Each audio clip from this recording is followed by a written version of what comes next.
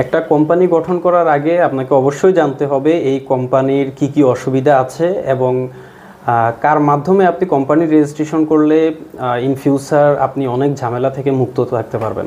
আপনি যখন একটা কোম্পানি গঠন করবেন সেই কোম্পানিকে কিন্তু প্রতি বছরই তার আয় ব্যয়, তার যত ব্যবসার বিবরণ, এই সমস্ত হিসাব নিকাশ অডিট করে সেই অডিট রিপোর্টটি আরজিএসসিতে সেটা জমা দিতে হয় এবং সেই অনুযায়ী প্রতি বছর কোম্পানির নিজের নামে ইনকাম ট্যাক্স দাখিল করতে হয়, যা একটি জটিল প্রক্রিয়া এবং একই সাথে ব্যয়বহুলও বটে।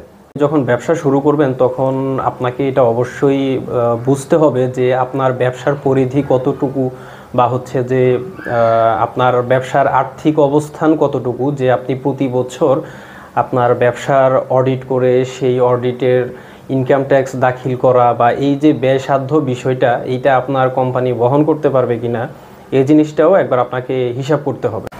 এবার আসা যাক আপনি কার মাধ্যমে আপনার কোম্পানির রেজিস্ট্রেশন করবেন। দেখুন, একটা কোম্পানি শুধু রেজিস্ট্রেশন করলেন, ব্যবসা শুরু করে দিলেন, বিষয়টা তো এমন না। এর সাথে অনেকগুলো বিষয় জড়িত। আপনাকে ইন ফিউচার আরও অনেক লাইসেন্স নিতে হতে পারে।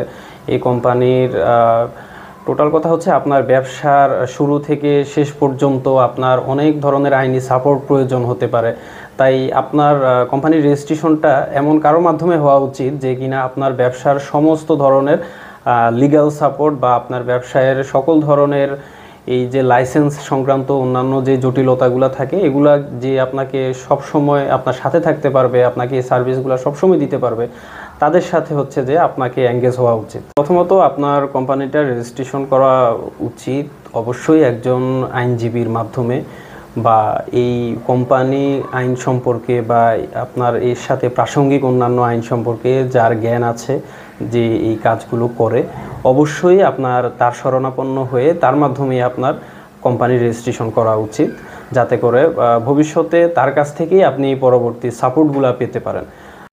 তাছাড়া আপনি চার্টার অ্যাকাউন্টেন্টের মাধ্যমেও এই কাজটা করাতে পারেন, অথবা হচ্ছে আয়কর আইনজীবী, যারা আয়কর, ভ্যাট, ট্যাক্স এইসব বিষয়ে যারা দক্ষ, যারা এই বিষয়ে যারা আইনজীবী, আপনি তাদের মাধ্যমেও আপনার কোম্পানির রেজিস্ট্রেশন করাতে পারেন, কারণ তারাও আপনাকে ভবিষ্যতে এই ধরনের সাপোর্ট, বাকি সাপোর্টগুলো আপনাকে দিতে পারবে। অর্থাৎ আপনি আপনার কোম্পানি রেজিস্ট্রেশন করার জন্য হয় একজন আইনজীবী, অথবা হচ্ছে একজন চার্টার অ্যাকাউন্টেন্ট, অথবা একজন আয়কর আইনজীবীর মাধ্যমে আপনার কোম্পানির রেজিস্ট্রেশন করাবেন। অল্প কিছু টাকা কম হবে, কেউ আপনাকে কম খরচে করে দিবে, শুধুমাত্র এই ভরসায় আপনি যেখানে সেখানে যাত্রার মাধ্যমে আপনি আপনার কোম্পানির রেজিস্ট্রেশন করাবেন না।